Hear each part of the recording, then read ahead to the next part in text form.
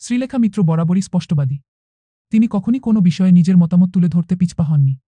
পশ্চিমবঙ্গের একটি পত্রিকা জনপ্রিয় অভিনেত্রী শ্রীলেখার বিরুদ্ধে একটি সংবাদ প্রকাশ করেছে।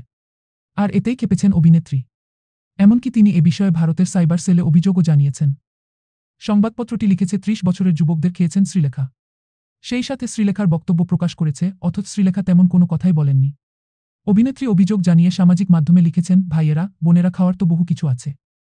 আমি বেছে বেছে ৩০ বছরের যুবকদের খেতে যাব কেন? তাছাড়া আমি তো ভেজিটেরিয়ান। সব রকমের মাংস খাওয়া ছেড়ে দিয়েছি। তিনি বলেন, খেতে শুরু করলে সর্বপ্রথম আপনাদের জানাবো।